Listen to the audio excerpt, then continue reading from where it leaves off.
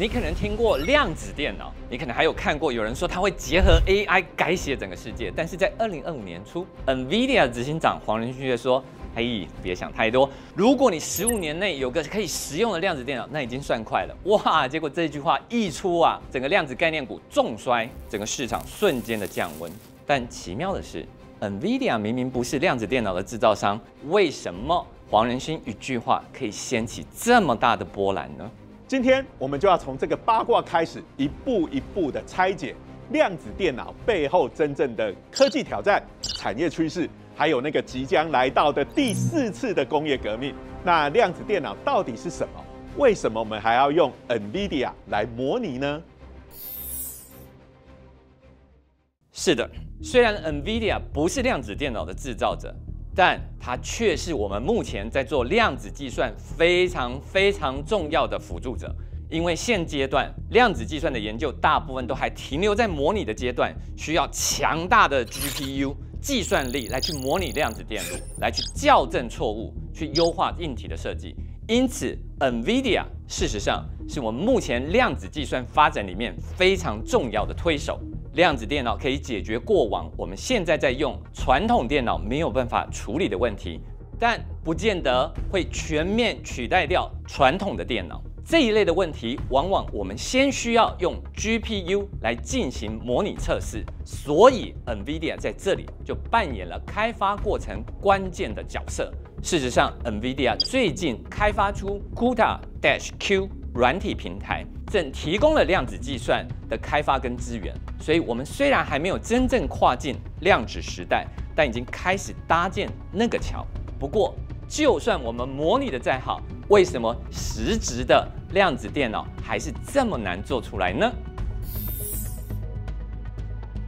即便各国投入巨资发展，但是距离实用化的量子电脑看起来好像依然遥遥无期。为什么呢？关键在于2个词，一个是退相干，另外一个是错误修正。量子位元极度脆弱，稍微受到环境干扰就会失效。以目前 IBM、Google、D-Wave 这几家大公司，还有中研院物理所陈启东教授所采用的超导量子位元技术所建造的量子电脑而言，必须维持在极低温超导条件底下，才能维持它的稳定性。当系统规模一扩大，错误也就跟着放大。要让它长时间的稳定运作，目前还是个巨大的挑战。现阶段的量子电脑就像是还在学走路的婴儿，每一步都需要被保护、被校正，还谈不上奔跑。那它现在到底能够做什么呢？会不会只是看得到，但是却吃不到呢？虽然还不能全面商转，但是量子电脑在某些地方已经开始展现出非常高的潜力了。比如说，在分子结构的预测、药物的模拟、交通的优化、物流的优化，这些原先可能需要几十年才能够解决的难题，在量子电脑上可以几个小时就完成。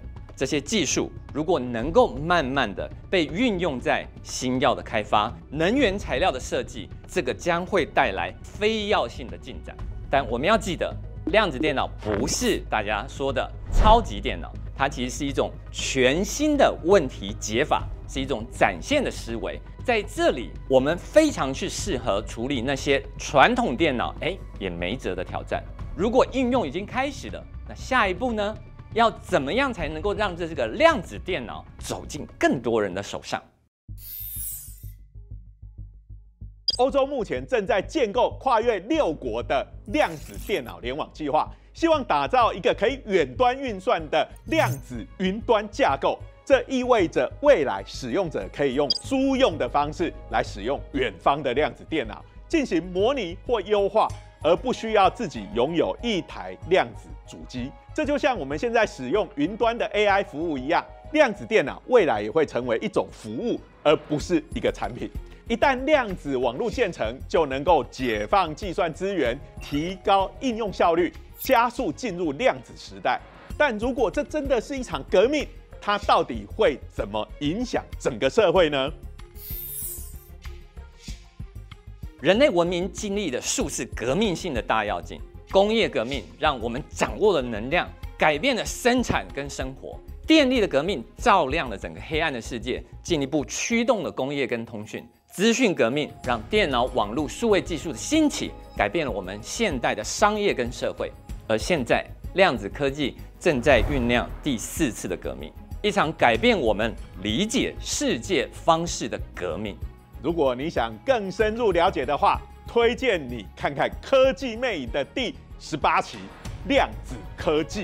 从传统的运算逻辑闸，到同时存在纠结的量子世界观，量子科学挑战的不只是技术的极限，而是我们人类对世界的根本认知。这或许会是那种我们未必能第一时间理解，但绝对会深刻感受到的改变。这就是量子革命。